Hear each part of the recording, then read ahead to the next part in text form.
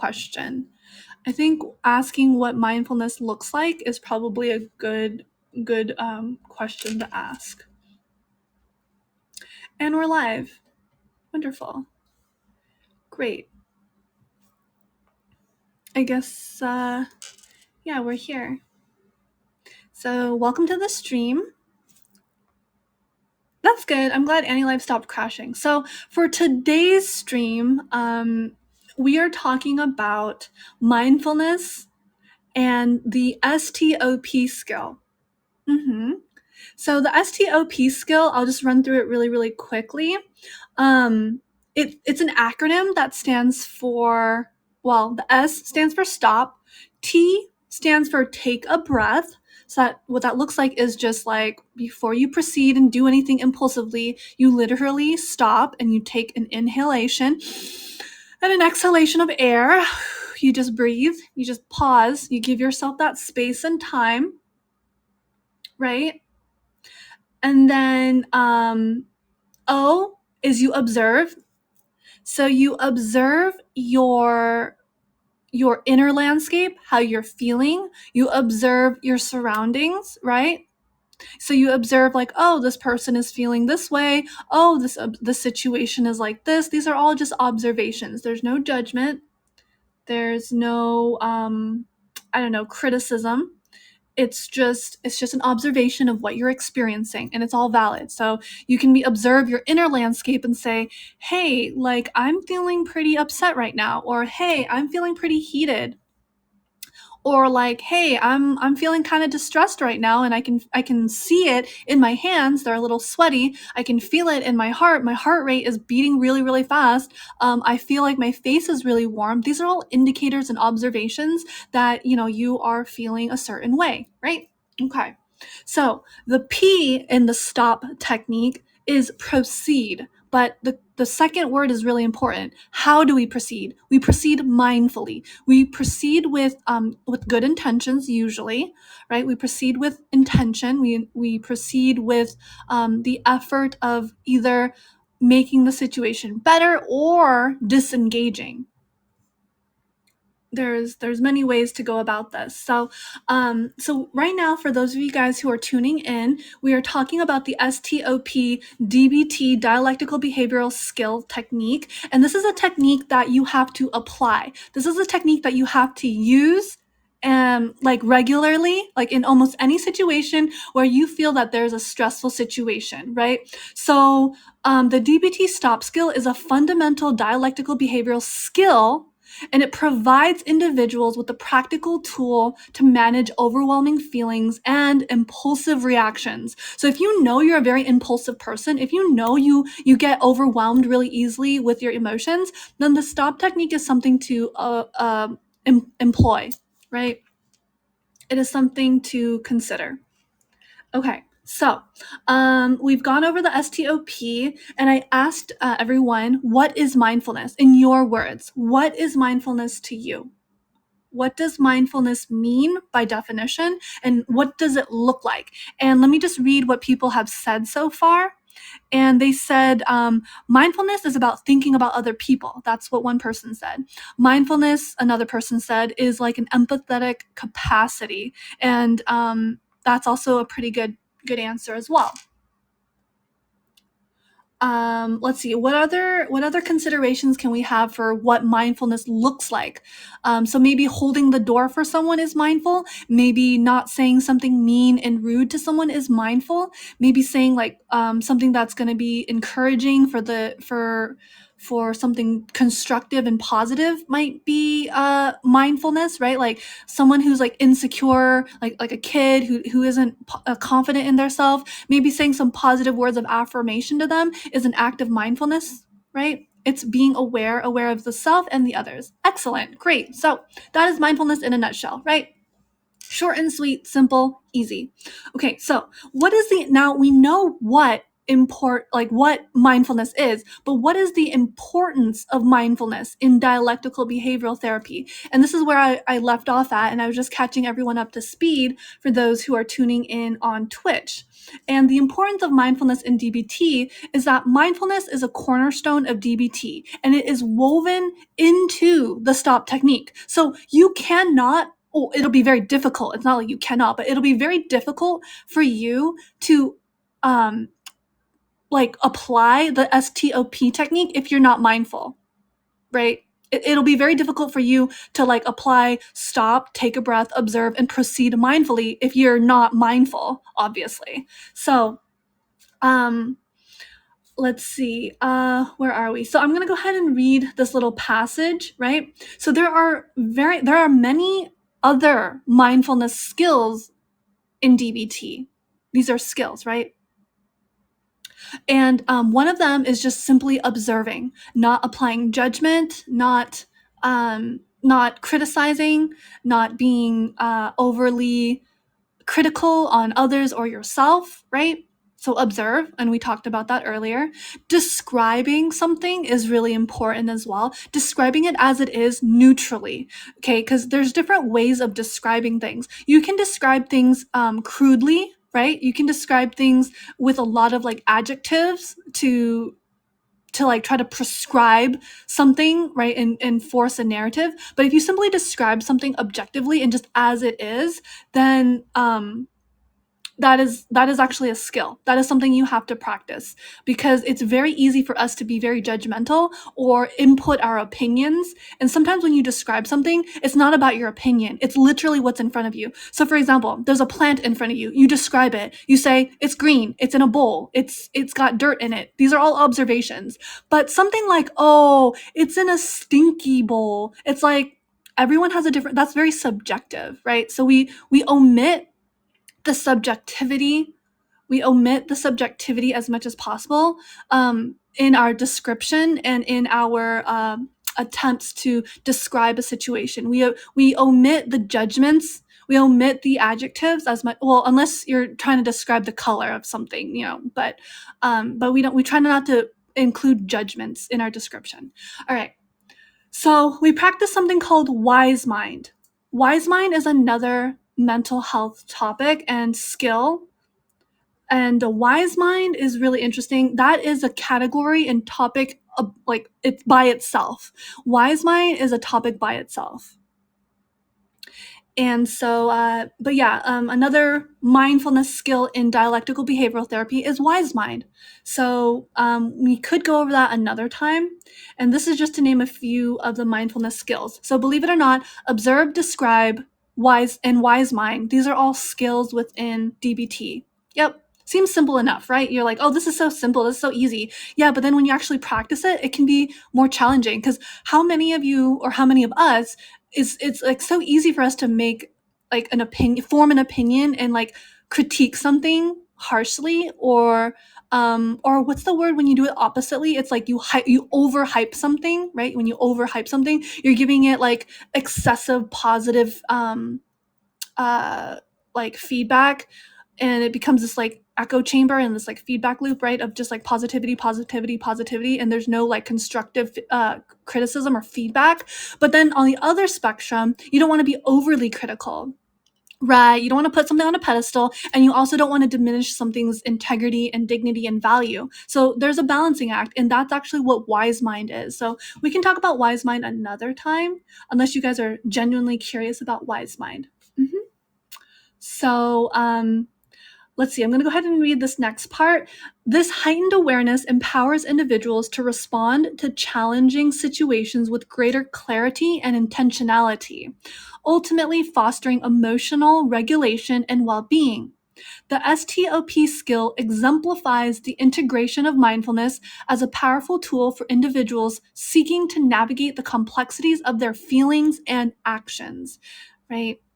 So you can feel a certain way, and then you can act a certain way. And I interpret this as it's trying to align your feelings and actions in such a way that it brings about harmony and balance and good results, right? Okay.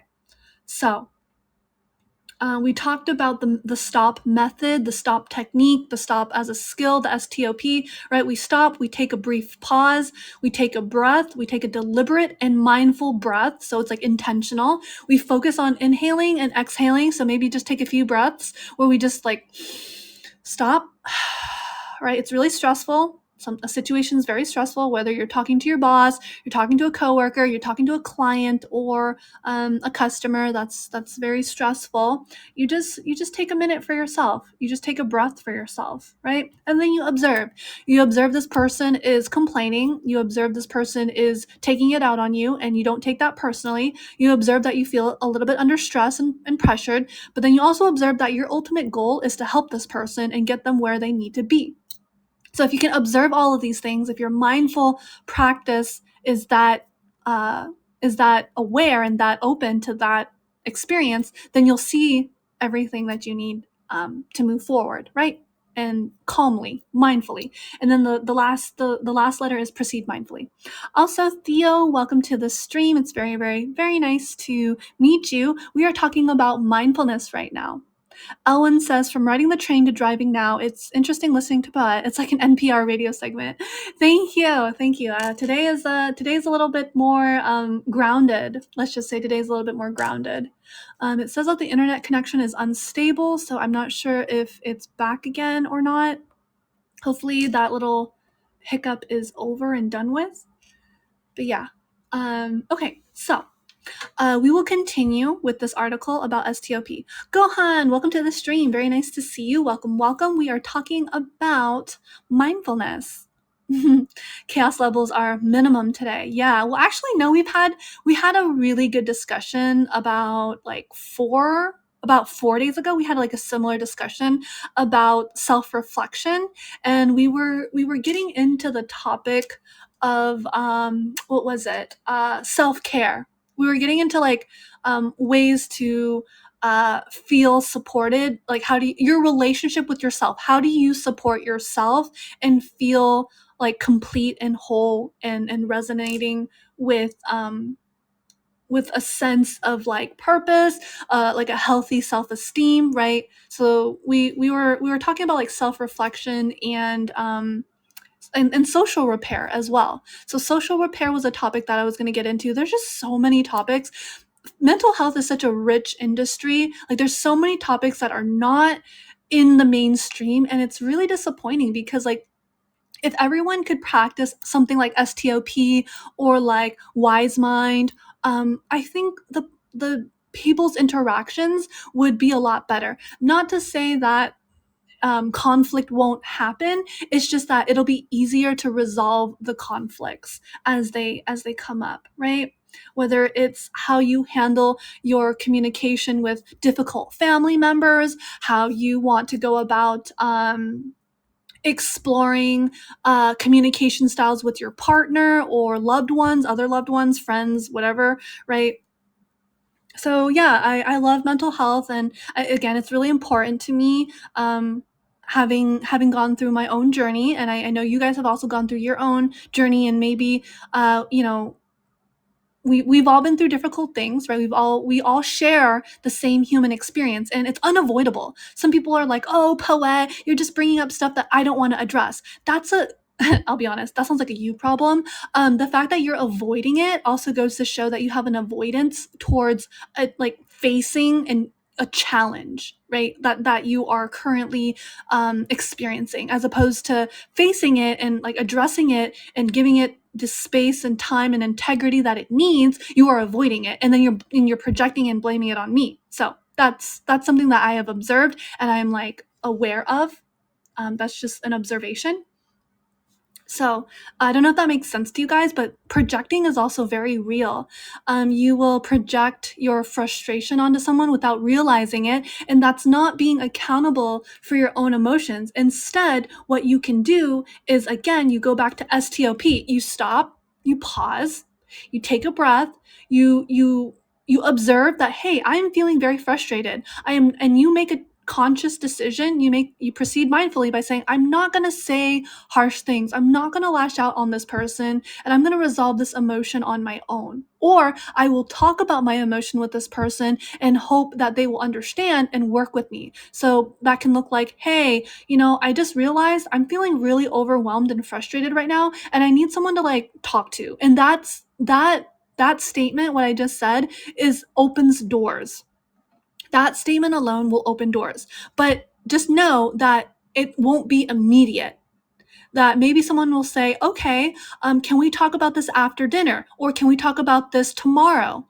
So, that gives you time to process and think about what you want to say. Also, I think we take for granted journaling. I think journaling is an excellent way to express what you need to express without it being it's like you don't have to filter yourself when you journal, right? And it takes like it kind of slows you down when you have to pick up a pen, get a piece of paper or a notebook and write down your thoughts. And then there's evidence where you can go back and look at it and really reflect. So journaling is great. I personally really like journaling. I write down my thoughts as much as possible. I look back on it and I'm like, what was I feeling? I'm in like a different state of mind, right? So it's really interesting to compare and contrast that experience. But anyways, let's move on. If there's no other further comments on this presentation today, we will proceed with the purpose and function of the STOP technique, right? So I'm just reading an article, nothing crazy, and then I'm adding my interpretation to it. Make of that what you will. So it says the primary purpose of the STOP technique is to disrupt impulsive reactions, right? So if you're someone who's really impulsive, you want to change, like you actively want to change, then employ or apply the STOP technique in your day-to-day like actions and behaviors, right? Because this is about changing your behavior, which is very difficult to do because it's a pattern and you're trying to break a pattern, right? So the STOP technique is to disrupt impulsive reactions and reflexive responses to emotional triggers. By introducing a deliberate pause and engaging in a mindful process, individuals gain the ability to step back from intense feelings and avoid reacting impulsively. This technique empowers individuals to make more thoughtful and reasoned decisions, contributing to a better interpersonal relationship and personal well-being, right? I just want to welcome Onetheus. Welcome to today's stream about mindfulness. If it isn't Poette, yes, it is I. It is me. Hello, hello. How are we doing today, Onetheus? We talked about the STOP technique in mental health and mindfulness. It is very helpful. And if there is a behavior or a tendency of impulsivity that you're trying to correct within your behavior, STOP is an excellent technique to utilize on a daily basis as needed. So the STOP technique serves as a valuable tool in breaking the cycle of emotional dysregulation, allowing individuals to respond to challenging situations with increased awareness and control. It fosters a sense of agency, enabling individuals to navigate their emotions rather than being overwhelmed by them. So rather than just letting the emotion take over, you can actually navigate it skillfully. Okay, sounds good, Onetheus. Perfect, wonderful, lovely. Okay, so we're going to read the role of this STOP in emotional regulation. So I don't know if you guys have watched it, and I do encourage you guys to watch it if you like this topic. If you don't like this topic, hey, you don't have to watch it, but it's on my YouTube. I believe, let me double check. It should be the last video that I uploaded. Let me just double check really quick because it's been like a month or so. Yeah, it's been like 2 months, but regulating emotions. So I'll probably do another video on emotional regulation because there's just so much to talk about regarding emotional regulation and skills and techniques and like diving deeper into each skill and technique, which I'm doing today. like I'm being very thorough about presenting the STOP with you guys, probably beating you guys upside the head with it. But I can't stress this enough, how important it is that if you seek change and transformation within yourself, that you need to find resources and tools and techniques and actually apply them in your life. But if you don't want to change, right? You're like, nah, I don't want to, it's too much work, then I can't help you. I can guide you to the water, but I can't like force you to drink. And another thing is you have to want to help yourself, right? I'm not trying to save anyone. I'm not trying to help anyone. I don't have like a savior complex. It's that I'm just providing resources and guidance and knowledge and articles that I'm reading from like reliable sources. And if you think that's like helpful and you're like, Poet's onto something, then for sure really reconsider it, right? There's other streamers, not just myself, maybe less VTubers, but there's are a few mental health wellness VTubers out there, and I don't know how they conduct themselves in their community, but all I know is, I'm just going to focus on myself. All I know is that I'm just providing a space for this content and discussion and resource for others. But you have to have that willpower to want to grow, to change, and connect, right? I can't force that onto you, and I never will. I will. I'm just kind of like, I'm here. This is it. Take it or leave it. That simple, right? And if you do decide to take the information and apply it, I do hope that it makes your life better. Now you're like, okay, Poette, what's the catch? There's no way you're this good. I'm like, there is this way. There are people out there that genuinely care about the crisis that's happening around the world, the mental health crisis. So the more people who can and who can better themselves, the better the world is. And isn't that idealistic? Isn't that beautiful? So that's where I'm coming from. Whether you believe it or not, whether you think, oh, Poet's gonna fall into a scandal one day, hey, maybe that'll happen. But you know what? We will deal with it when that happens. But for the time being, in this present moment, I truly care about your mental health. And if you want to change something, I am offering the STOP technique for you, and you can honestly do more research on it. And if you have any questions, you can ask me. If you have any concerns about the STOP technique or mental health in general, if I am able to help and answer that and give you clarity, I will. But if I can't, then I'll just redirect you to something else, right? I'm not going to say that I can do something when I can't, obviously. So that's kind of like me in a nutshell, right? On how I'm approaching this topic. So with that said, we will move on, a little pep talk, we'll move on to emotional regulation. So emotional regulation is a key component of mental health, right? Why is it a key component to mental health? This article doesn't say why. Emotional regulation is everything in mental health. Okay, so here's an example. I don't know if anyone has ever experienced this, but have you ever seen like homeless people and they're like freaking out? That is emotional dysregulation. They don't want to be like that. Or maybe they do. I don't know. They've intoxicated themselves, or they're like super malnourished, but that is like an example of like really degraded mental health. And it's sad, and I know this is probably not a happy topic that people want to face, but it is the reality of the world that we live in. And I, on one hand, feel like I'm brave enough to actually address it as much as possible, bring awareness to it. It's painful.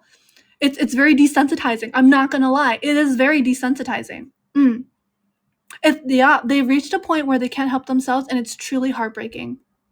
It is.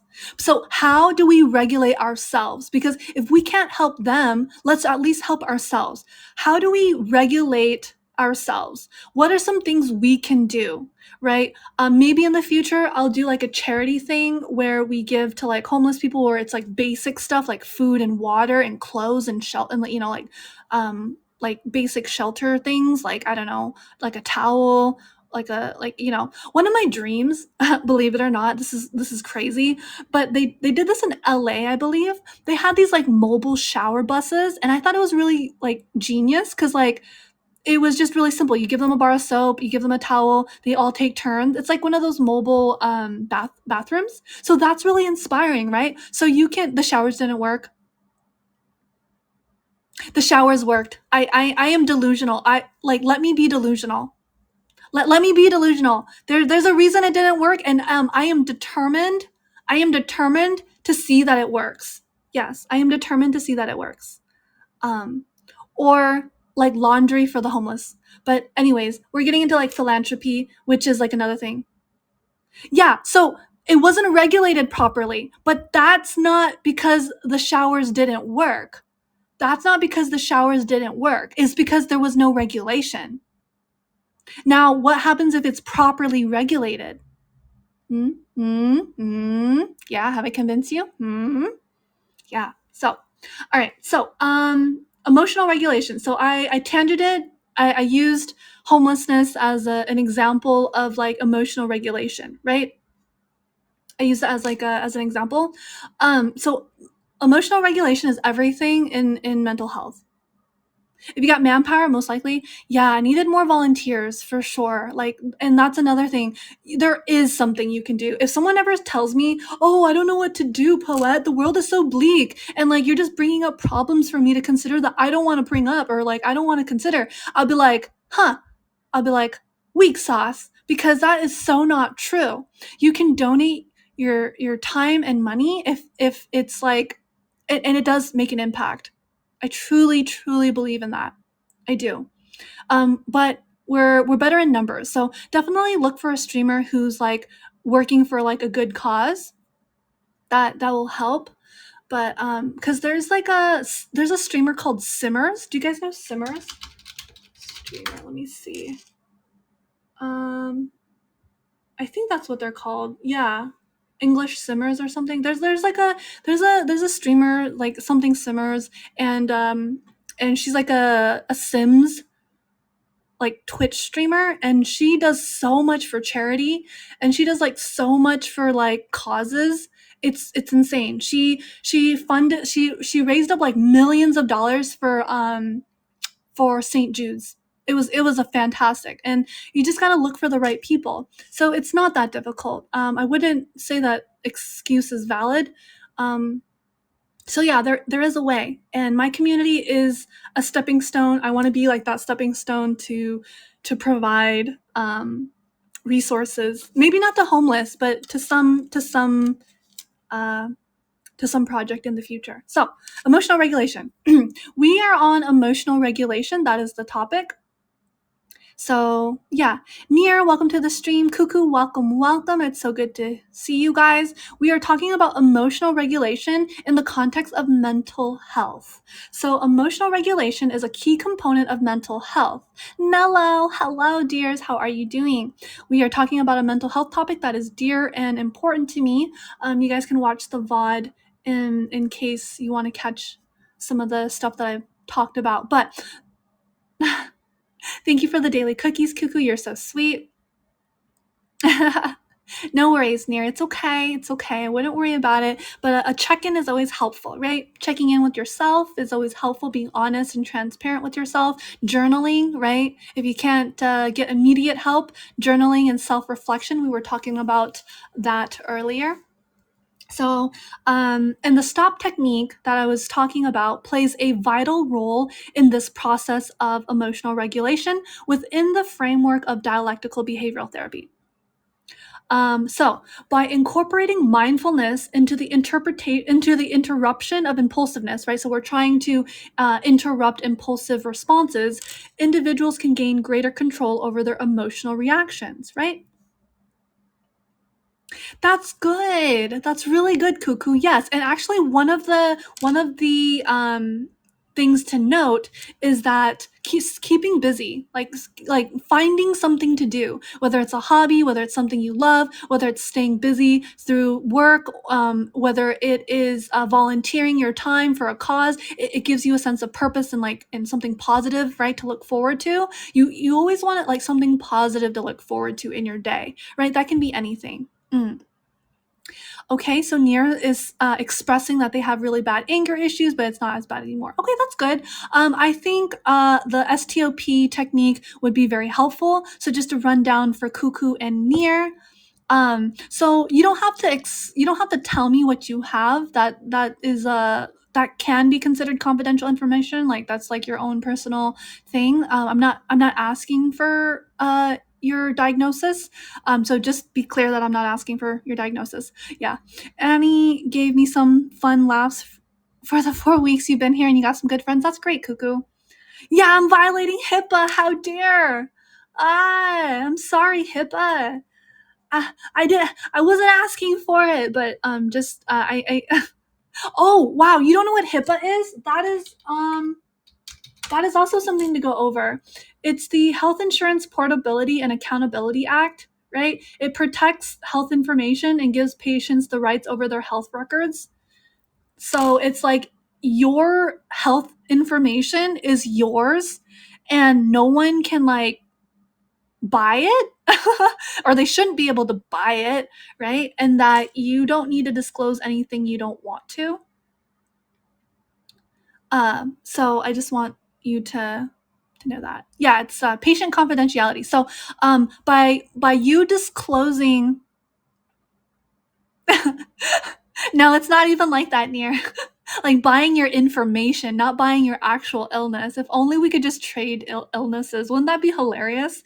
That would be like great. That would be grand. Like just like, hey, I'll take your post-traumatic stress disorder for bipolar. Ha, here we go. Let's trade. And once you're tired of that, we'll just trade for something else again. Selling one PTSD lightly used. Just to say, I used to have some communicational issues, so it was hard for me to talk to people. I see. Okay, understood. All right, so let's continue and move forward with the topic at hand. It's if you guys are okay with it, it's gonna be mostly a listening stream for you guys. But if you guys have any questions or concerns about the topic that I'm talking about, please let me know. Like, hey, what does it mean to emotionally regulate? Like, what does that look like? Or what is the opposite of emotional regulation? What does that look like? You can ask these types of questions, right? So just stay on topic with me. Yeah, it's like hang in there with me, guys. We're almost done. We're almost done. Okay, so yeah, so through consistent practice, right, through mindfulness and practicing the skills and techniques, I know I'm beating this over the head, right? The stop technique becomes a valuable skill in fostering emotional resilience and creating a foundation for lasting emotional well-being, right? So you guys kind of jumped in on literally the middle of it, and it's going to be hard for me to bring you guys up to speed. What I recommend is you guys to watch the VOD on Elwyn's stream. It's twitch.tv/EIIWYN. So yeah, let me respond to something really quick. Give me 1 second.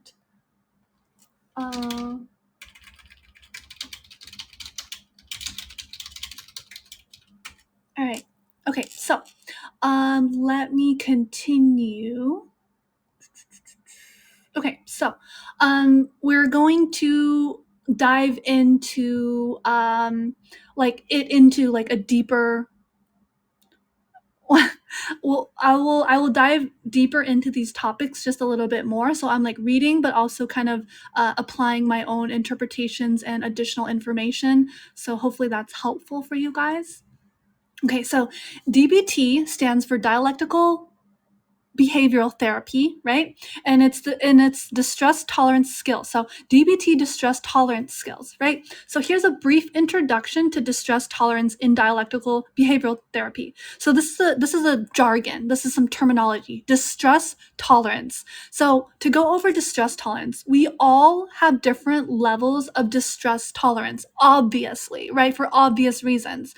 So someone's distress tolerance could be higher and another person's could be lower, right? And it's really important for us to respect each individual person's distress tolerance no matter what.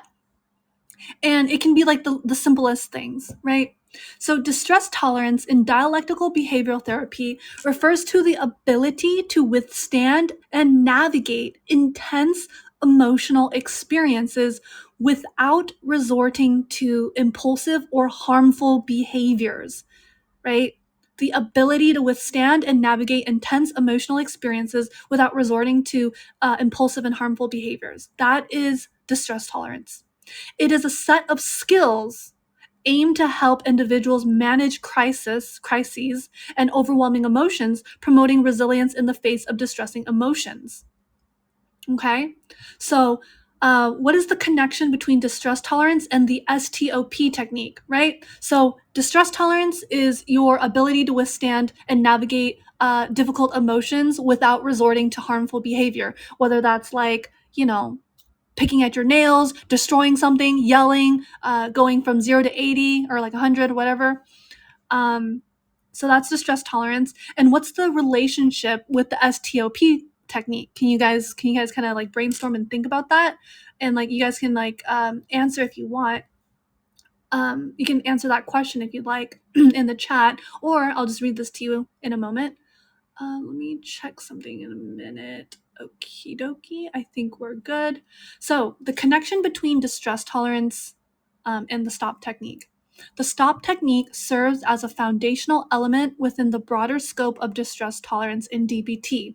When faced with distressing situations, individuals often encounter a strong urge to react impulsively or engage in harmful behaviors as a way to escape or alleviate the discomfort. Hi, welcome to the stream. We are talking about mental health and some techniques. So we're not trauma dumping. I don't need your whatchamacallit, I don't need your what's it called? Diagnosis. I don't need your diagnosis. I just need your attention and your soul. No, I don't need your soul. I don't need your soul either. I don't do that. Okay, so the STOP technique intervenes at this critical juncture, providing a structure and mindful approach to interpreting the autopilot response cycle. Wait, what are you saying? What's going on? Not to be mean, but your sad backstory. What's going on? I don't understand. But I'm gonna move on from that. So, Shinano, welcome to the stream. Hello. It's so good to see you. We have Shinano joining us from Twitch. Yes, good morning to you. Welcome, Shinano. We are talking about mental health, and it's a great time to join in. I think you can see the messages on AniLive, which is great. We're so glad that you could join us here today. Thank you so much for being here. Thank you for all the viewers and lurkers and listeners for your attention and time on this topic of mental health. And not to scare you away with the mental health topic, but it is mindfulness and a STOP technique, the STOP technique. So, Raccoon, welcome to the stream. Thank you so much for tuning in. Again, we are talking about the STOP technique. That is a skill and technique that is employed and applied in almost any situation. So, yeah, that is where we're at. Yes, and Shinano says hello. So we will continue with the, so really quick, I just want to like a show of hands. Do you guys want me to run down what I've talked about so far just to catch new people up to speed, or should I move forward? And feel free to type in Twitter or in the AniLive. Just let me know what you guys would prefer. I can run it down really fast. Yes, very interesting topic. Okay, Raccoon says move forward. Yoru, what's your vote? You want me to run down it again? Because I don't mind. Because Shinano just joined, Raccoon just joined. We've got a few viewers. Just go ahead and let me know if you want me to review what we've talked about, and I'll put it in a very easy, digestible way. I just don't want to annoy people who are like sat through me. Keep on rolling. Okay, so that's 2, and that's 1. All right, so how about I finish my topic and then I run back. I roll back to what some of you guys missed. Okay, so we will continue. We'll keep rolling. If you're late to class, you'll recap at the end is good. Yes, I will recap at the end. That's exactly. Thank you. Okay, so we will continue. So how the STOP technique contributes to effective distress tolerance. The STOP technique contributes significantly to effective distress tolerance by incorporating mindfulness into the process of managing overwhelming emotions. Through the acronyms STEPS, stop, take a breath, observe, and proceed mindfully, STOP, individuals are guided to pause, ground themselves in the present moment, and observe their emotional state without judgment. So actually, this article is already kind of reviewing what we talked about. I just had more to say on the matter, but you guys can rewatch Elwin's stream for to go back, but we will briefly review and recap what we talked about earlier. By integrating the STOP technique into distress tolerance, individuals can develop the capacity to, one, interrupt impulsive actions. As I said, interrupt. Sorry, we are interrupting impulsivity. Does that make sense, guys? The initial stop step empowers individuals to break the chain of impulsive response, creating space for more intentional choices, right? So that's obvious.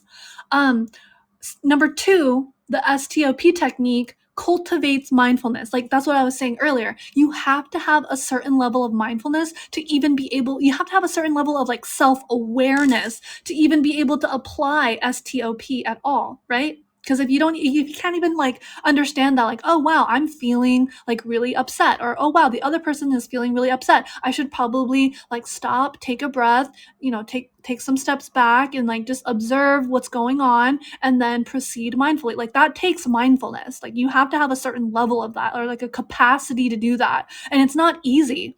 It's not easy to do in the heat of the moment.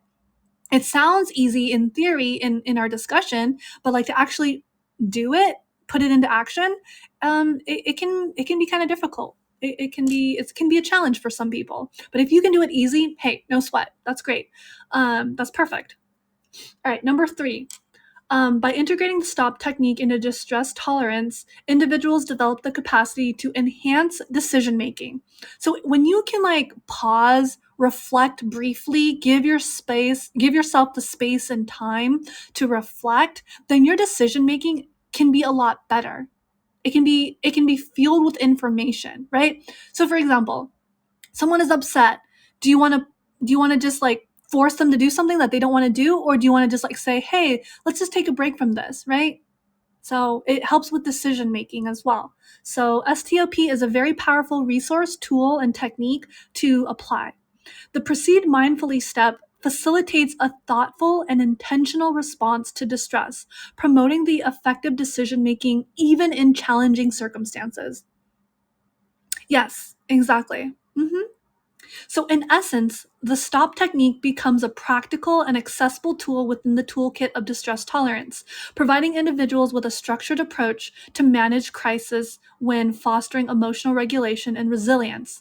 The integration of these skills equips individuals to face distressing situations with greater composure and adaptive coping mechanisms, ultimately contributing to their overall well-being. So that is the hope, that is the goal, right? So this next bit just goes over like further explanation of STOP, which I've already kind of talked about. So let's just scroll down and look at the tips for proceeding mindfully in various situations, right? So interpersonal interactions.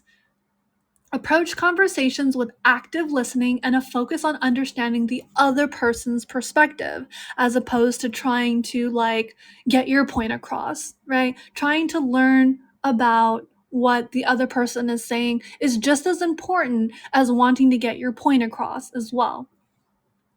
So for workplace challenges, when faced with challenges at work, take a moment to consider options mindfully before responding, right? So that's again easier said than done, but that is the encouragement. That is the hope. Let's see. Can you add Shinano on Twitter or Twitch? I'm sorry, I always get those mixed up. Twitch says, can you add more into identifying your emotions without judgment? Why it's important to not judge your own emotion? I think that'd be an interesting topic to explore more. You know what's really funny? I talked about that earlier, actually, Shinano. I talked about the observe.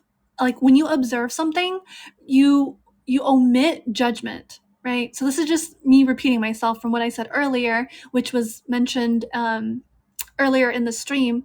If you're not there, that's okay. You can rewatch it. So maybe Shinano, I'll give you the homework of rewatching the whatchamacallit, the restream. Is that okay? Can we agree? Rewatch the restream for that talk, for that brief talk. Phew. Cute. All right, awesome. I think you'll really benefit from that. But I couldn't just like re-say it. Like it was just like, we leave judgments aside. We don't try to add adjectives unnecessarily. So like if there's a potted plant, right? We observe it objectively. We say, okay, the plant is green, it's in a bowl, and there is dirt. That's it. This is an observation. But once we start applying our opinions or our subjective experience to it, it's no longer an observation, it's a subjective experience, right? So we say, oh, the bowl is stinky. That's not an observation necessarily, unless there is an odor coming from the bowl. That's different.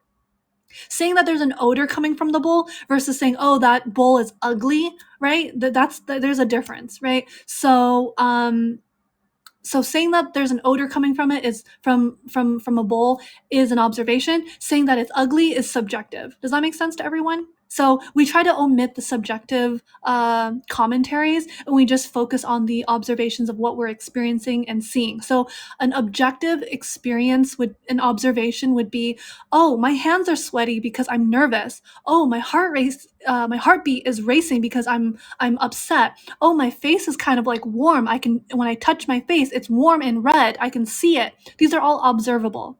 Like anyone can also see it. You look in the mirror and you can see your face is flush red because you're getting upset, right? So these are all observations that you can observe without adding a layer of subjective commentary to it, right? Okay. So that's what I said earlier, and that was just like a quick rerun of what I said about kind of going over what Shanana requested, which is a very good point. It's very valid, very important. But yes, I do recommend rewatching the VOD because I think it'll be really important. I was very thorough with my explanation, but we will move on for now. So let's see. This is the recap of the stop technique, right? So the article is concluding. In conclusion, the dialectical behavioral therapy STOP skill, encompassing the STOP technique, is a valuable asset within the dialectical behavioral therapy. By breaking down the acronym STOP, take a breath, observe, and proceed mindfully, we've explored a structured approach to interrupting the automatic responses, fostering self-awareness, and promoting intentional decision-making.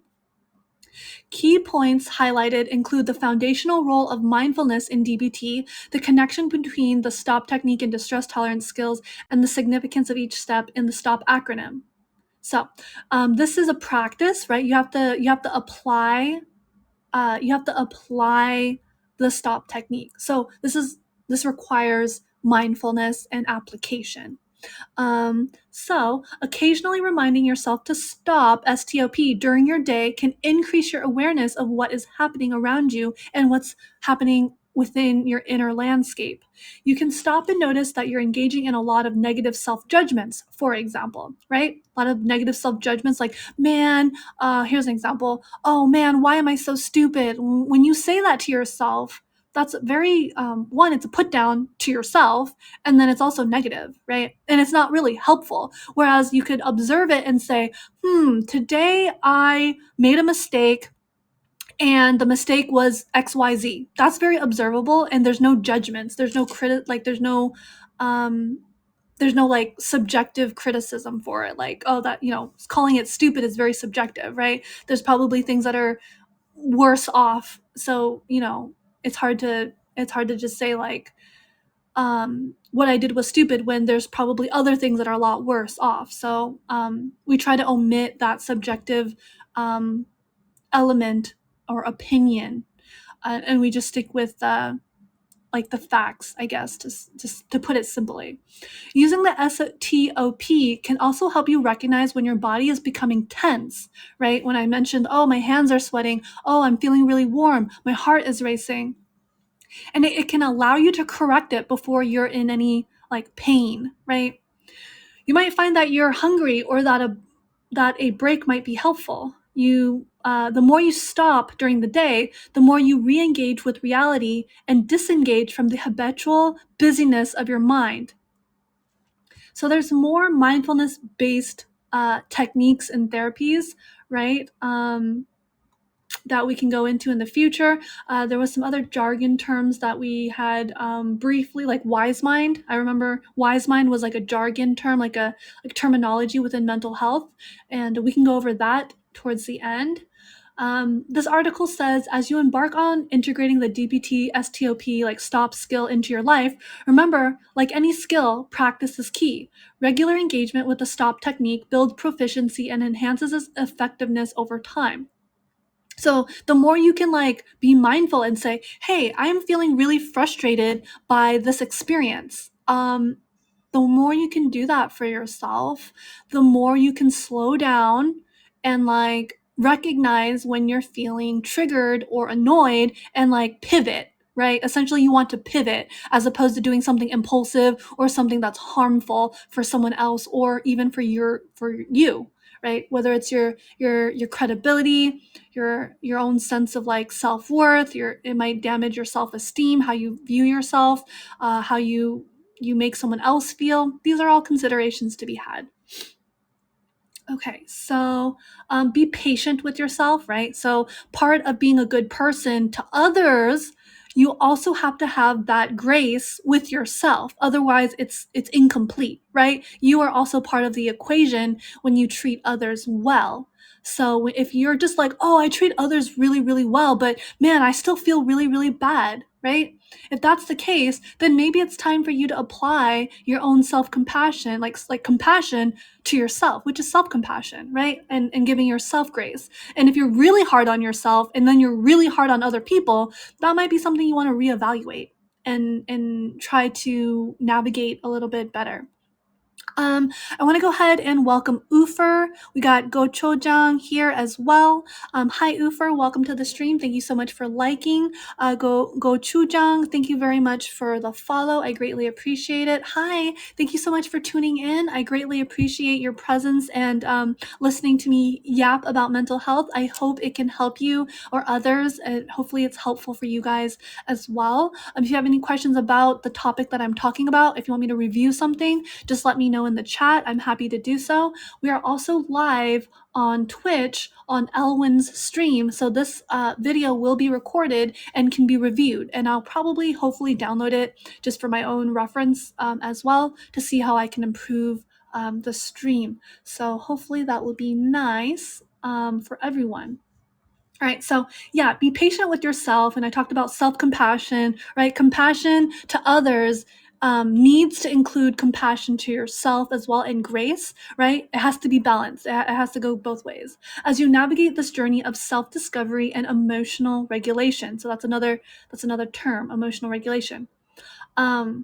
Consistent practice with the like different techniques and strategies and skills will empower you to face life's challenges with greater resilience and mindfulness, right? Remember, the journey toward emotional well-being is unique for each individual. Utilize the available resources to tailor your practice to your specific needs and preferences, and don't hesitate to seek support on your path to enhance mindfulness and emotional regulation. So what does that mean? Don't hesitate to seek support. Seeking support looks like this. Hey, Poette, I've been practicing the STOP technique, but I'm still having a hard time observing. And then we will review that together. But reaching out to someone is not trauma dumping or giving them your diagnosis, right? That's just like saying the sky is blue. That it doesn't really like help anybody by just giving someone a diagnosis and throwing it around. Like, so that's where we're still really underdeveloped as a social unit. Like we just throw diagnosis, whatever, a diagnosis title, a label. We just throw a label at each other, and it's like that's it. Instead of like actually breaking it down and be like, okay, what do you actually want to work on? Like, oh, so I still have an issue of being impulsive, and I need someone to like help me, like nudge me and say, hey, let's just take a break, and then it'll snap me back into reality and be like, oh, I need to practice STOP, right? That's more constructive and helpful, right? Having like that kind of social network to like a support system, right? And then as you get better and better, you'll recognize like, oh, I need to stop on my own. Like I need to take a break or I need to take a breather. And then you slowly kind of disengage, de-escalate conflicts, right? Because part of conflict is like it can trigger the fight or flight response very easily, right? You want to like stand your ground and fight, when actually what you need to do is like pause, disengage, de-escalate, proceed mindfully, and just like observe everything, right? And then make a mindful, I might have switched those two steps around, but then proceed mindfully. So, yeah, any questions so far? What do you guys think? Are there any real life situations where you guys can apply this technique, like whether it's in your job, in your family? This is your time to engage and chat if you feel comfortable. If you still want to lurk, that's fine as well. But where do you think you guys can apply STOP? Is it with interacting with like a family member that is really difficult to talk with, or maybe it's at work where there's difficult clients all the time? Maybe it's like in the stream. Like I feel like I would have to apply STOP in the stream. Okay, so what is STOP? So I forgot that Ufer is a little bit late to the party, but STOP is a mindfulness skill. It is a dialectical behavioral technique to help slow down impulsivity, like basic definition, right? So let me see. I'm gonna see. Okay, so we'll just go over it from the top again. So yes, Ofer, definitely. Everybody needs this, honestly. So we'll review it from the top again. I just have to like brace myself to kind of see like, what did I say? How do I go back? Because there's new people listening in. I do recommend, Ufer, if you can, to review and rewatch Elwin's VOD. Because one hand, you're getting the live experience, which I will provide, but another hand is to reinforce it by listening to the VOD again, because I did give a very thorough explanation of STOP, and let's just go over it again because there's new people here. Okay, so it's an acronym, and what does STOP stand for? It is a 4-step process that interrupts habitual and reactive responses, right? So each letter stands for a specific action. And I don't know if the internet is back, because I just got like a weird message that said that the internet is not working, but I think it's back again. It's back. Okay, thank you for letting me know. So the stop method, technique, skill, whatever you wanna call it, it never left. Okay, that's good to know. Yeah, sometimes it just gives me this little red message that says, "Oh, the internet is unstable." So, but anyways, back on track to the STOP technique, skill. S stands for obviously stop. Take a brief pause. Whether that means, hey, everyone, give me a second. I need to disengage. I need to go to the other room. I need to go to the bathroom. Just excuse yourself, essentially, right? Just stop what you're doing. Just disengage. Disengage can look different for different people, whether that's like, hey, I need to use the restroom.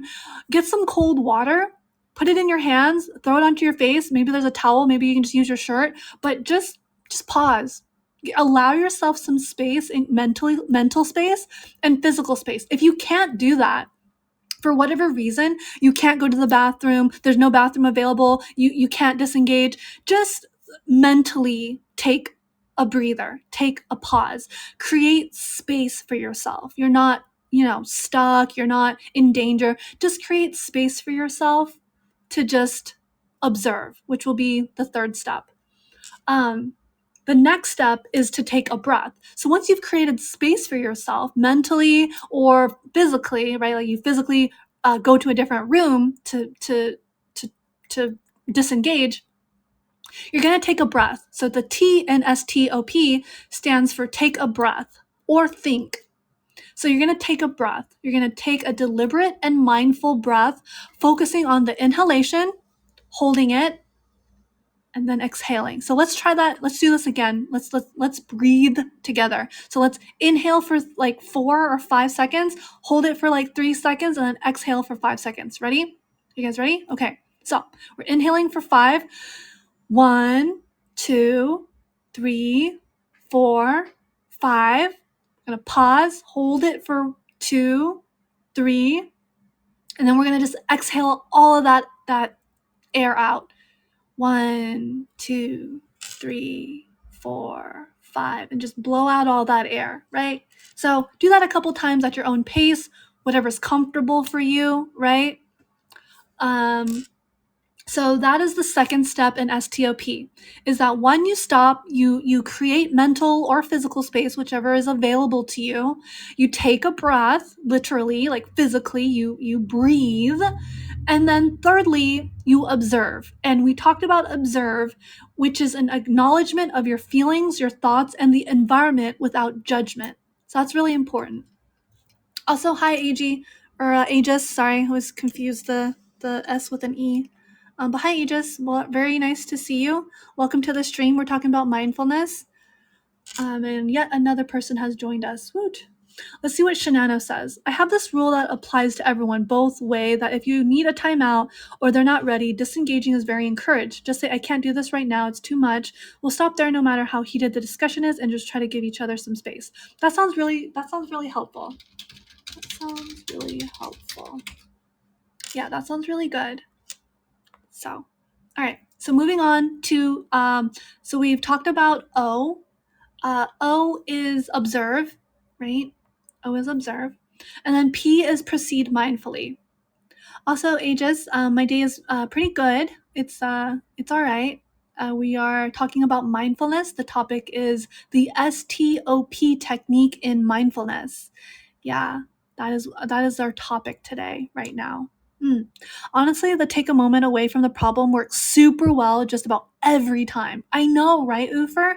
Like whether it's like, usually it's best when it's like a physical disengagement where it's like, hey, let me just take a minute, give me like 5 minutes to compose myself.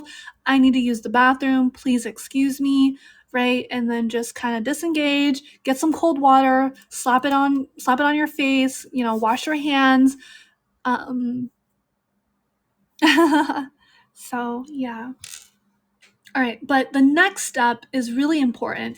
So part of stopping is taking a breath or taking a quick break, and then O is observing.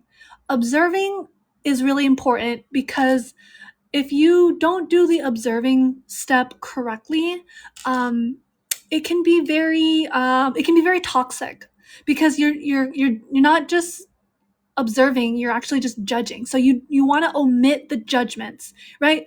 So my example earlier for some of you guys was the little potted plant, right? So how do you observe a potted plant? Well, you say, okay, you name its physical traits, you name what it is. You don't judge it, or you don't give it your opinion on whether it's beautiful or pretty or not. You just say what it is. And you say, okay, this plant is green. It has purple flowers on it. It's in a bowl with dirt. That's it. You don't say, oh, and it's in an ugly bowl, because ugly is a statement of opinion and subjectivity, right? It's subjective. So we omit the subjective and judgments and we just name it as it is. Yeah. So observe is very important, and to do that step correctly can be a challenge because we're very good at being very opinionated. We feel like an opinion is like needed when it's not always needed. Sometimes if someone asks for your opinion, then of course you want to give your opinion or offer your perspective. All right, and then the P in STOP and stop technique is to proceed. But it's not just proceed, whatever, it's how you proceed, which is you want to proceed mindfully. So proceed with intention, right? Choosing a response consciously that you will feel good about. Not just for instant gratification, but something that honors your integrity and your credibility, right? So this is the stop technique. I do encourage everyone to review the VOD. If you don't want to review the VOD, hey, that's fine as well. I don't really care. But if you do review the VOD, it's on Elwin's channel. Stop is just, S stands for stop. Literally just take a pause, take a break. T is take a breath. Just breathe. Don't need to do anything. Just breathe. Just inhale and exhale. Yeah, no smoking, not taking drugs, not inhaling that. It's just, yeah. The S in STOP is just to stop, to pause, to stop whatever you're doing, whatever you're thinking, stop whatever you're going to say, just don't say anything and just stop. Pause yourself, right? Stop, take a brief pause. Yeah, that's the hardest part. To be completely honest, the first step in stop is the hardest part.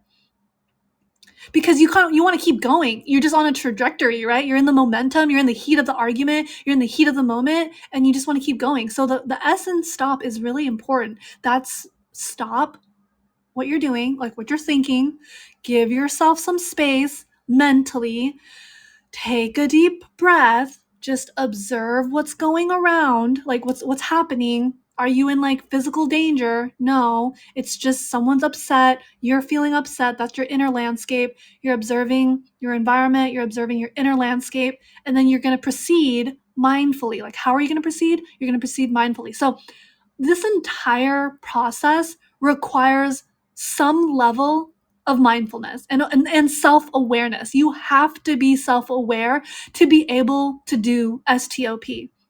It's almost impossible to do STOP without some amount of self-awareness. Like, I'm trying to think of a scenario where you just don't know what's going on and you can practice stop. Maybe you do it intuitively. That's fine too. Like, intuitively you do it, maybe. That's like the exception that I see from that. So yeah, we have about 15 minutes left of stream. I wanted to ask you guys if you had any other questions. We could go overtime. It doesn't matter. It just depends on how focused you guys feel and how comfortable you guys are with this topic. If you guys have any questions or personal situations, this is the time to share. I'm opening that up for discussion. Just know that you don't need to like necessarily share your diagnosis or your label with me. If that's something you want to share, you can, but it's not required. You can try to go about it vaguely, or you can go as specific as you want. Are there any situations or instances where you need some advice on, or some perspective, maybe some P is proceed. PROCEED, proceed mindfully. But if there's nothing else, then we can just kind of like process what we talked about today and go from there. So, yeah. There's also Wise Mind. I could also spend some time going over Wise Mind as well. Like, what is Wise Mind?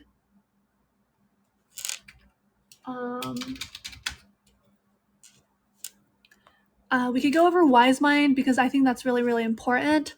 Let's see. Shinano says, I made this rule beforehand and repeat it before I confront anyone. I tell them, listen, I think we need to discuss about this, but ultimately the most important thing is our friendship. Right. Okay. Fair enough. Fair enough. Yeah. Any comments? This is a lot of information. We reviewed it over and over again, but S is stop, take a breath, observe, and then proceed mindfully, right?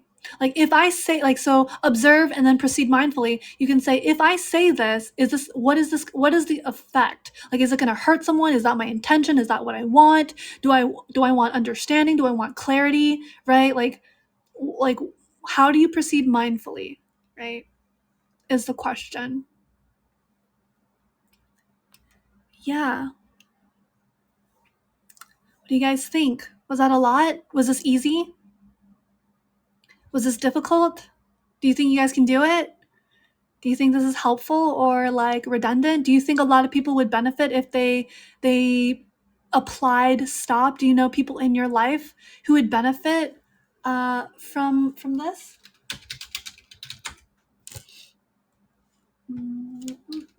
Oh, whoops. Give me a second.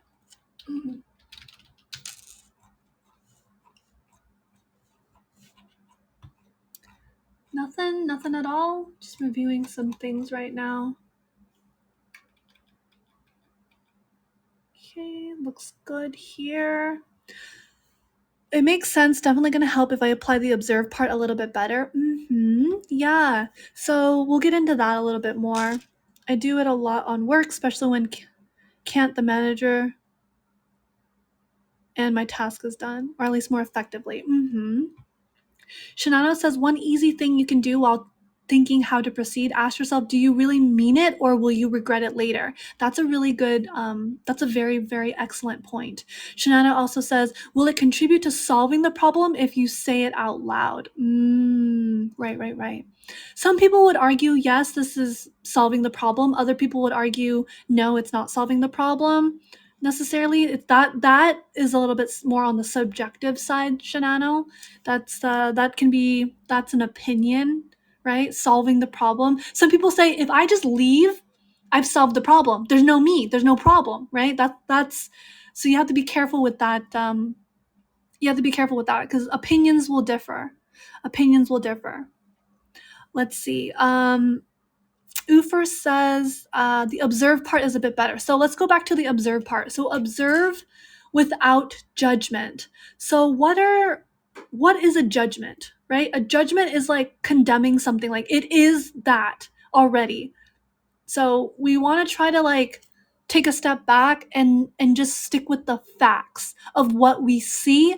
Like basically you can just bring it down to your senses, right? And then like omit like your subjective opinions, really. So like if you don't like something, like be aware that, hey, I don't like this bowl, but it's a bowl and this is what it looks like. It's blue with purple and red and green. It has all these weird colors and that's just the bowl. And then you can observe that I don't like the bowl because the design is not pretty to me. And then you can observe that. But just say, okay, separate your opinions and your subjective experience with what it actually is. It's just a bowl, right? Whether it's pretty or ugly, that is more of a judgment. That is like a judgment call, right? Who is to say whether that bowl is pretty or not? But everyone can agree that that is a bowl of some kind, right? So maybe that'll help. That's just an example, an easy example. You could take this logic further, obviously. Like, of course, you could take it to many different situations. Shinano says, will it contribute to solving the problem if I say it out loud? Right. Yeah. So this month we will continue streaming and the normal time. It'll be 6:30 Pacific Standard Time. Yeah, I hope you guys liked today's like discussion topic. It was a little bit more in depth. I'm looking forward to reviewing the video on Elwin's channel. When can't find the manager, my task is done. Okay, interesting. Yeah, I agree. I think it's very important as well, Shinano. And yeah. I hope this was like new information, or if it's not new information, that it like reinforces the importance of like the STOP technique, right? So usually you want to use the STOP technique when it's really stressful or overwhelming, right?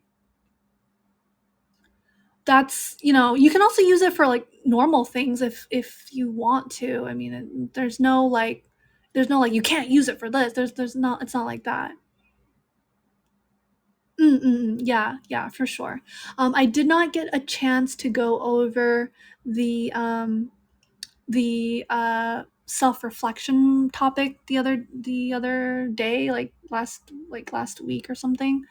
To stop and decide what to do next. Yes, mindfully, like, respectfully, and uphold dignity and integrity for everyone that's involved, right? Yeah, the STOP technique will really carry you. Like that's like the basic foundation of mindfulness, really. They go hand in hand. That you really need mindfulness in order to employ STOP. And then with STOP, it reinforces your mindfulness. It levels up your mindfulness, right? It requires you to observe, to be present. Like you shouldn't be intoxicated when doing this, obviously, right? Like you need to be present. You need to be like grounded and sober, preferably, right? Now, if you're talking about someone who's like intoxicated or of some sort, that's just out of the question. Like you can't get them to do nothing. Like they don't even want to help themselves, right? So that is like a different situation. That's a different scenario. We did talk about homelessness briefly as an example of emotional regulation and what like a dysregulated person at the most extreme level would look like, right? So that was an example that was used earlier.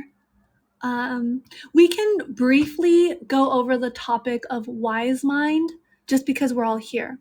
If there's an argument between two drunks, you got to mediate, sometimes forcefully. Right. Like you just can't. It's weird. It's when you have to deal with two drunks.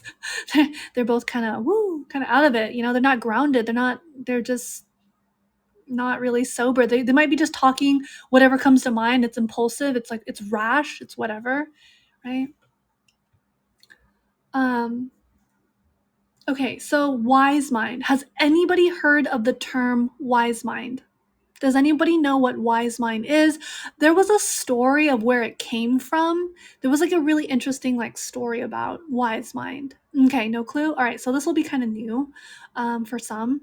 But does anyone know what wise mind is? So wise mind is something in the middle. All right, what's on the other, what are the two other sides, right? So it's on a spectrum. Wise mind is in the middle. On one hand, you have pure logic and reasoning and rationale and just like we're talking philosophy, like there's like all that, like mathematics, sciences, right? That's on one side. The other side, no, it's not just the art. It's about feelings and emotions, right? So this is the spectrum. Wise mind is somewhere in between. Yes, it is the spectrum of logic and emotion. Right. So wise mind is where you're not a robot, okay? But you're not like this emotional sack of just, I don't know, of goodies, right? You're not just like an emotional time bomb that's ticking and waiting to explode with tears or like anger. So you're not that either. You're in the middle. So wise mind is a concept from dialectical behavioral therapy, DBT, that describes a state of balance between emotions and rational thinking. It's the ability to access both your emotional logic and your logical reasoning to make effective decisions and navigate challenges. Does that make sense? So your emotions is a type of intelligence. So your anger is always telling you something. It's just a matter of interpreting and managing your anger. Oops, sorry. Little click sound. Something fell over. We're good. Okay. Does that make sense so far? We're good? Okay, I think we're good. Okay, all right, just making sure. So on one hand, you don't want to be like a cold calculating calculator, right? You don't want to just be like, well, you're crying and you don't want to be insensitive, right? I'm going to avoid using derogatory terms. I'm going to avoid using adjectives to describe a person, like AKA, oh, they're a jerk. No, I'm going to avoid that. You want to avoid being insensitive to another person's emotions, and you also want to avoid dismissing your own emotions. Okay, you want to, that's not going to be helpful. On the other hand, you don't want to be like this ballless mess. You don't want to be like this mess of emotions. That's just like any little thing will set you off. You're going to cry at every little thing. You're going to like yell and scream and like throw a fit and like start personally verbally attacking people. Like you don't want that either, right? Obviously, nobody wants that.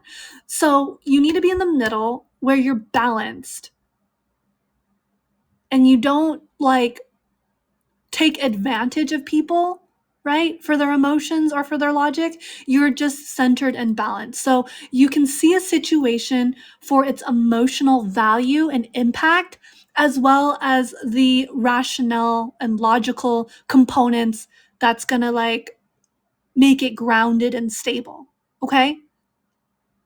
So this is the tricky part. But that is what wise mind is. So now you know what wise mind is. Basically, you're on the spectrum of logic and emotion, and it's smack dab in the middle, and you want to try to be sensitive, emotionally sensitive, but you also want to navigate it intellectually, right? You don't want to be like, oh, because she's crying and I recognize her sorrow and sadness, I'm just gonna dump like $1,000 on her plush or on her plushie. I don't know. I don't know. That's a bad example, but that gets into emotional manipulation, and that's like another topic. But okay, I'm running out of examples, so maybe you guys can help me with some examples. So bend to someone's whim just because they're emotional is what I was trying to get at. So if someone's like really emotional, the logical thing to do is not to just like give them what they want if it's not good for them, right? The logical thing is like, well, so for example, why do I always do this example? There's a person who's like upset that they can't do something, and logically speaking, the activity that they're doing is bad, is not good for them. It's yeah, exactly. Shanano's got the good example. So Shanano's example is, if you don't, so this is an example of like being like emotionally manipulative. It's like, if you don't let me take this, you don't love me. That puts someone in a really difficult situation. You got a friend who could definitely use the wise mind way of thinking. That's good. Yeah. You don't want to be like a cold calculating robot, and you don't want to be like this mess, like this like squishy ball of like a grenade, really. Anything can set you off. Just like a little pin gets pulled off and you just like explode, and you just like either through in tears or like anger or like personal attack. Like that's, so I think I've made my point there. So let me just read this article on what is wise mind. I could perfect it too. I'm bad at being emotionally sensitive. My friend is the opposite though. Okay. Yeah, EQ. And that was something that we talked about, Ufer, is that we're all not perfect. We all have something to work on. I'm human. I have my flaws that I work on. You have your flaws that you're working on. And we're all here working on it together, encouraging each other in a very like positive and constructive space, right? That's what the scholarly community is. Yes, we have our jokes. Yes, we have our fun. But at the end of the day, when push comes to shove, we buckle down. We buckle down and we talk about the important things, because this world needs that. We need that for ourselves. We need that for each other. We need that for others. We just have to do our best. We can't force people to want to change. We can't force people to want to get better, but we can at least provide a space to facilitate that. Does that make sense? So moving forward, I would really like my streams to be that kind of space where we cultivate meaningful discussions, meaningful as in like purposeful, having a sort of like agenda. So I will always go over like a topic like this and we can discuss it. And then, it's time. It's time to level up. It's time to talk about these topics. It's time to face the reality. Yeah, the reality sucks, but you know what? We create the reality. We create partial of the we create a part of the reality, right? We are partially responsible, and some people don't want that responsibility, and honestly that's too bad. That's really sad that you don't want to take accountability for your own development. Because I'm not saying, oh, we need to change the world. No, I'm saying we need to radically evolve ourselves. Yeah, we need to like become balanced ourselves. Yeah, we do control our reality, our circle of reality, right? And as you like balance your circle and I balance my circle, and this other person balances his circle and she balances her circle, and we come together, our circle of balance is really big. And we can make a lot of transformation and changes within the circle, right? As long as we maintain that integrity, that's really important. And it takes a certain level of maturity. Sorry, my voice. I need to get some water. Give me a second. It takes a certain level of maturity and groundedness. Groundedness meaning hydrate myself. Yeah, I was something was like in my throat. It was like a speck of dust or something. But yeah, I think we can do it. I think we can slowly make progress and make a difference in the world. But first, let's just make a difference within ourselves, right? A good ball bearing assembly doesn't work with imperfect bearings. Sure, fair enough. I think that's valid, right? Like you need to be able to walk the walk, but like talk the talk, but walk the walk as well. So everything that I talk about, trust, I am trying to apply it in my day to day moments, but I make mistakes because I'm human. And I acknowledge that and I do take responsibility. And therefore, I try to discuss this topic in the hopes that more people are aware of this topic and we can help each other essentially, right? That's what a network is. That's what a support network does. That's what a community does. Um, I think that's what a healthy community does. That's in my definition, but I could be wrong. Everyone has a different definition of healthy communities. Um, but that's just mine. Maybe I'm asking for too much for out of a community. Who knows? Maybe keeping us accountable, like keeping each other accountable for your own development and growth, right? Maybe that's asking for too much, but it is raising the bar. I do believe I am raising the bar, which is unusual because a lot of people set the bar very low, very very very low, and I'm trying to raise that, right? I'm trying to keep us accountable. So um, it's hard. It's not an easy thing to do, but I do strive for that. I am striving for that. So, any questions for me personally or about this topic? I'll do my best to answer. I can send you guys this article if you would like. I can post it on my Twitter. Would you guys like the article to read? Let me just post this article in the. Here is the article that we went over today. Da-da-da-da. There, I posted it in the Twitch. So there's a link for that. It was a pretty good article, I would say. And then I added my own information and experience as well.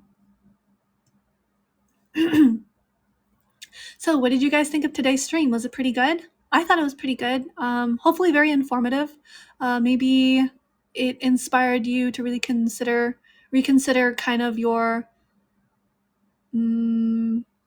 transformation, right? Good stuff. Yeah, I want to do more stuff like this. And then I want to know if there's anyone who wants to learn Japanese with me.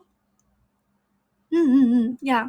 Always love these discussions, learning streams. Yeah, I think it's very helpful. Like I learn it's like review for me, but I do learn like how to answer. I'm like learning on the spot as well, like how to answer questions. That's always going to make me think and reconsider things. But yeah, let's see what else was there. Yeah, this is good exercise for me to express a topic that is meaningful, right? That's helpful, that provides value.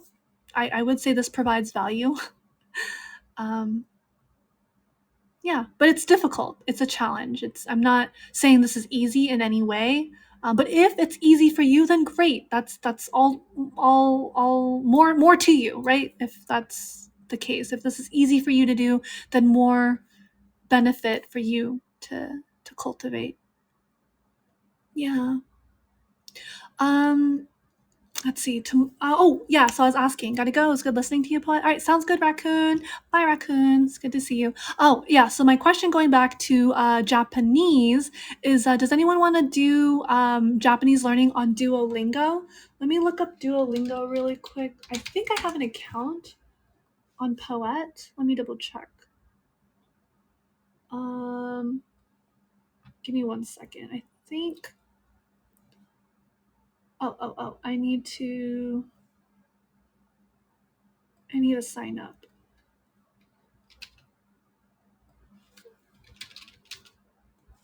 Let's see. Oh hell! I started previously. I'll get back into it. Oh, what language were you learning, Ufer, in Duolingo? Let me.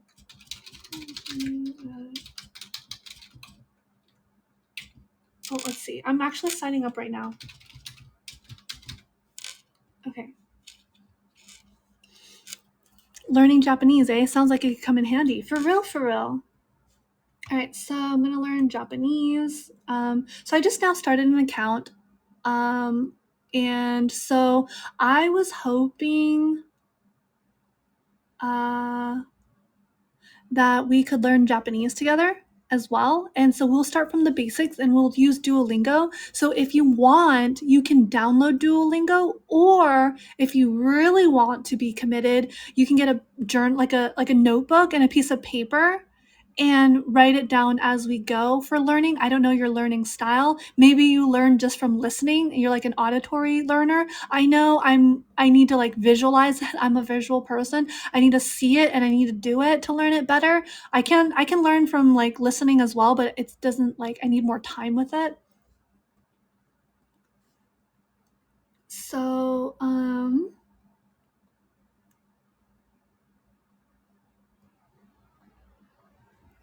let's see.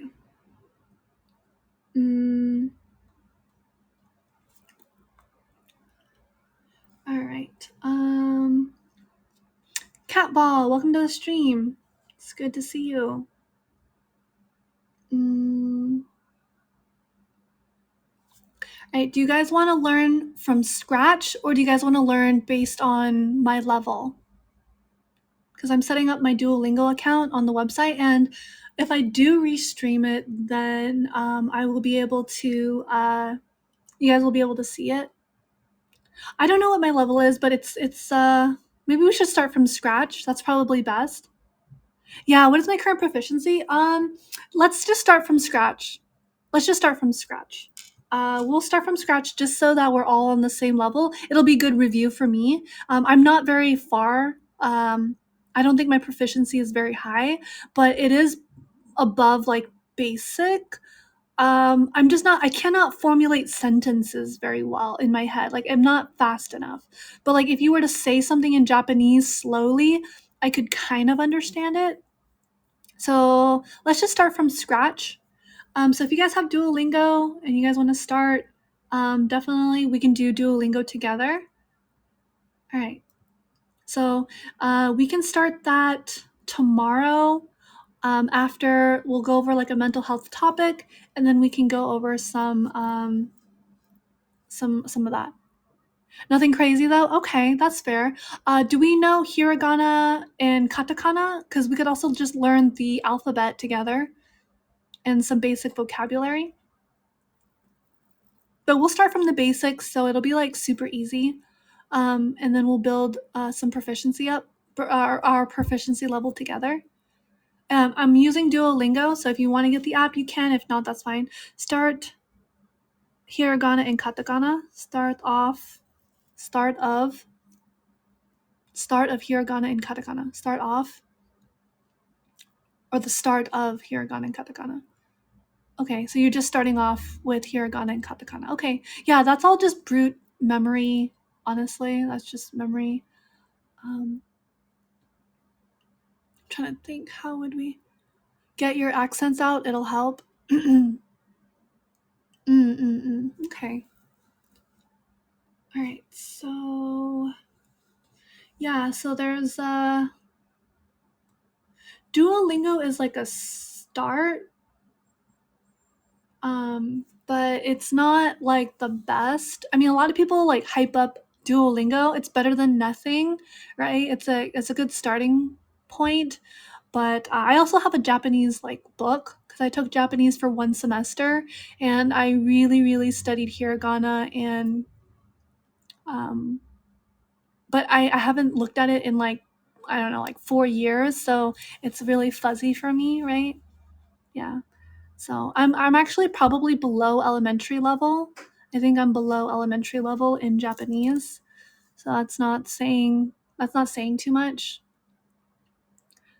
But yeah. So we can do that. I'm trying to think.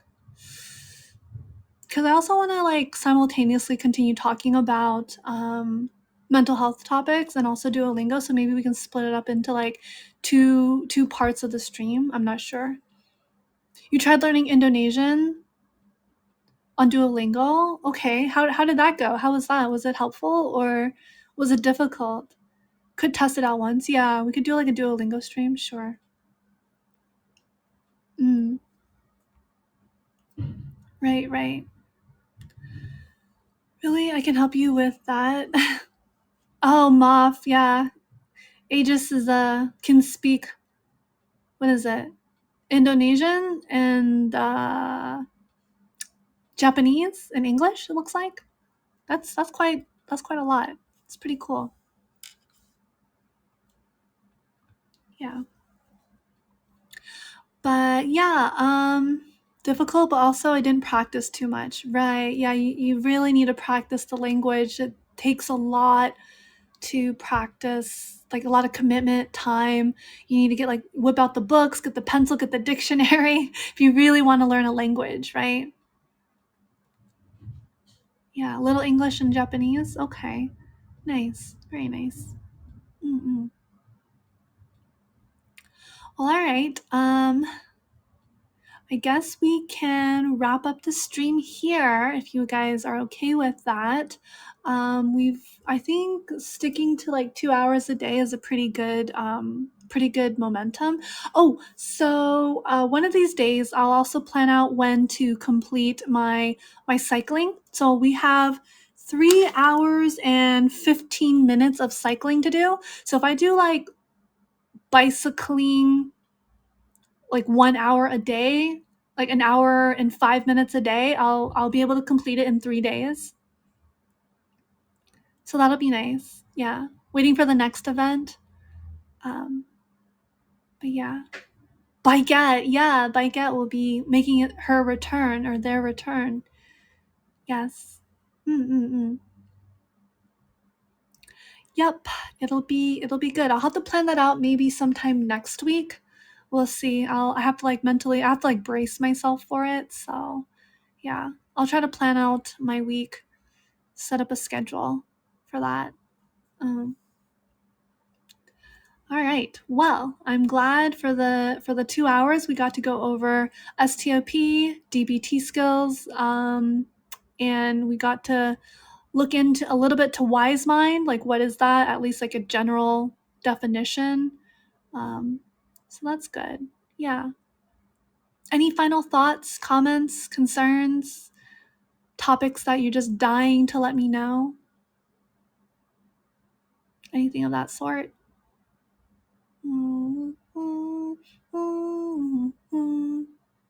Yes, no, maybe so. Catch a tiger by its toe. If he hollers, let him go. We covered a lot today.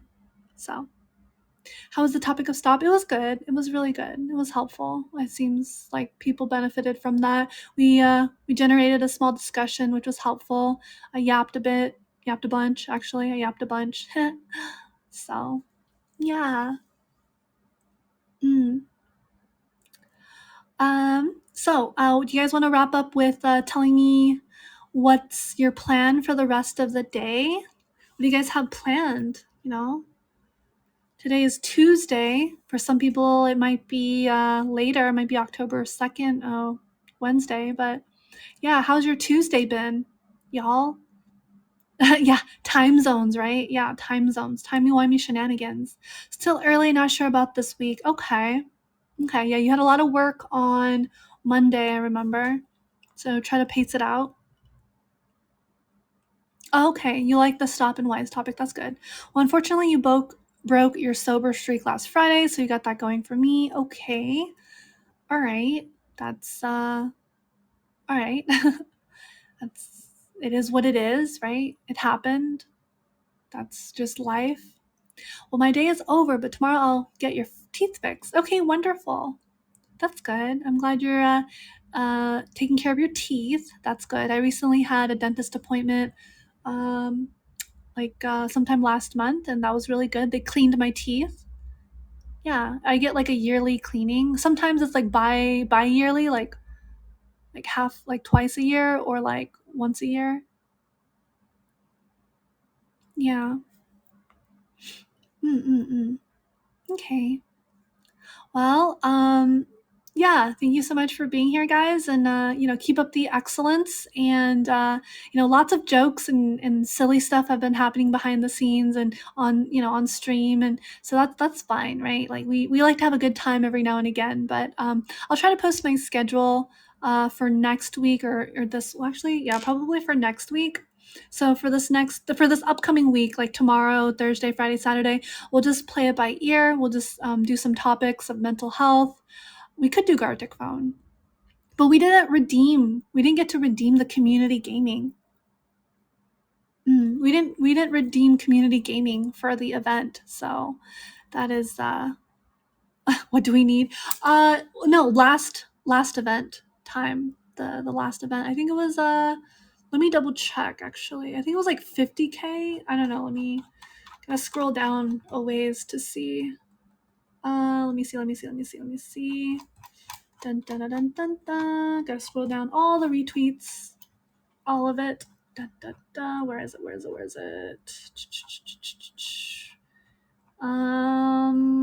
Let me see. Oh, community gaming was 50,000. Yeah. Community vibes have been unsettled as of late. All right, bye, Aegis. Thank you so much for being here. All right, take care. Yeah, Aegis has to go, so we wait. Unsettled. Community vibes has been unsettled. So what if we just do it anyway? Yeah, I guess so. I suppose we could. What game do you want to play, Ufer? We have Oh, you said Gartic Phone, right? I was thinking Among Us for some reason, but Gartic Phone would be fun. I'll plan that later in the month, maybe. Plan that a little bit later. Yeah. You guys really like Gartic Phone, huh? Among Gartic Phone? Among Us Gartic Phone? Jeez. That is wild. Oh, good. Just a little fun little session. Right. That'd be nice.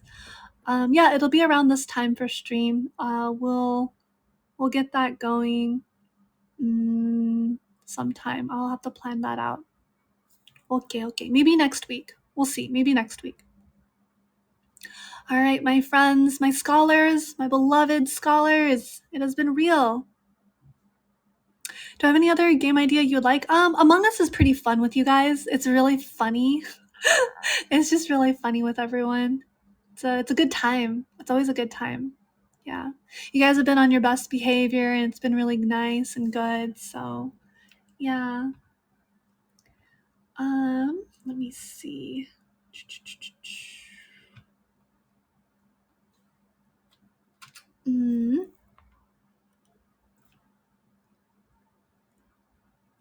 Yeah. But anyways, I guess we will end here. If you guys are okay with that, I will let you guys enjoy the rest of your evening, so that you guys can have time for yourself. I know not everyone would really be able to do it, but Fall Guys may be another option for games, right? Yeah, that is something to consider for sure. Yeah, thank you for the suggestion, Ufer. These are good suggestions. Yeah, Fall Guys is pretty funny. It's a fun game as well. But yeah. All right. Yeah, so we'll wrap up there so everyone has time for themselves for the rest of their day. They can either, you guys can reach out to me anytime as long as if you need something important, if it's important, I'll do my best to address it. But yeah. All right. Age of Empires 2. Odd idea. Let me look at Age of Empires 2. Let me look it up. Oh, it's on Steam. It's not free to play though. Oh. I really want to play. Actually, now that Moth mentioned it and Panda's mentioned in RTS, can we all play Teamfight Tactics? It's free. Teamfight Tactics is free, guys. Please check it out. Oh, I'll suggest Team Fortress 2 again. Okay. Team Fortress 2.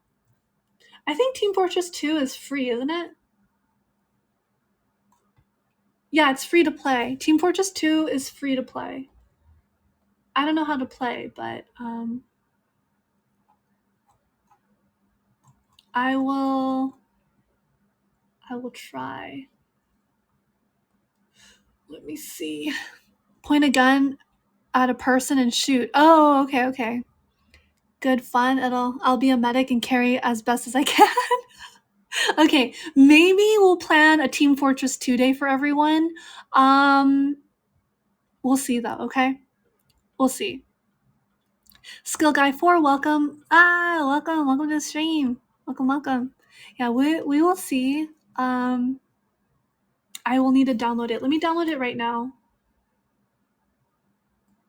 Let me see. All right, I will work on that behind the scenes, so don't worry about it. Okay, cool. I will look into Team Fortress 2, and then that should be good. Pasta, yeah. So we'll play Gartic Phone, Among Us, and Team Fortress 2. But I really want to play Teamfight Tactics with you guys. Can you guys look up Teamfight Tactics? That might be nice. I'll create something in the garden for that. You'll look into it? Okay, for sure. Yeah.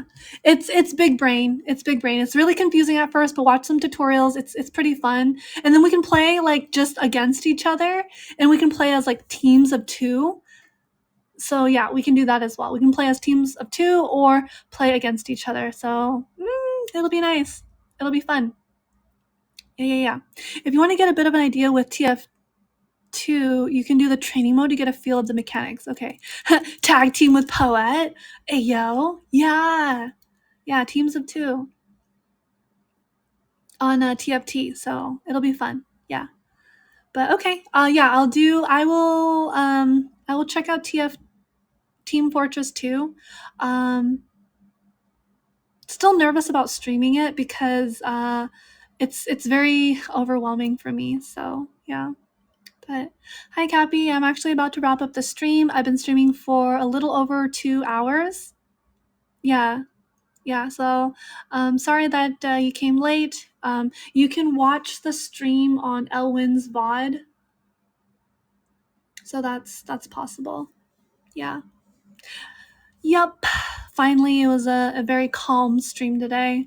It was an informative stream, very I wouldn't say big brain, but it did require a certain level of focus and attention. So I did really appreciate everyone's, attention and care and discussion. So thank you very much for that. Always appreciated, always grateful. Never want to take that for granted. Requires emotional regulatory capacity. It kind of does. Right? You can't just impulsively like throw things all over the place like a infant. Right. So all right, my friends, thank you so much for this wonderful stream. It was really, really good. Everyone did excellent. We didn't have any problems, and we had a wonderful viewership today. So thank you guys. Give yourselves a pat on the back and a round of applause. Maybe one at a time. Pat on the back first, and then a round of applause, or one or the other, whichever you prefer. Yeah, you do both. Yeah, you can clap with one hand. That's a koan, for sure. So good job, guys. Good job. Yay! Clap. Yeah. Pachi. Yes, very good. Very nice. All right. Have a wonderful rest of your evening. If you need me, reach out to me. If there's any further discussion, please let me know. I will link today's discussion, like today's entire VOD, on my Twitter, so that'll be available. Hopefully I can download it, or it'll be downloaded somewhere. I'm not sure, but it was a good stream today. So yeah. All right, will do. Okay, thank you everyone for everything. Greatly appreciate you. Have a wonderful rest of your evening and your day. I'll talk with you guys again tomorrow. So I'll see you guys tomorrow. And it looks like AniLive just retweeted something about the top AniLive streamers. So I'm going to take a look at that. Yes, thank you so much. Thank you, Ufer. Have a great night as well. Bye, everyone. See you. Yeah, じゃあまたね。おやすみなさい。おつぽ。おつぽ。Yes. Bye bye. はい。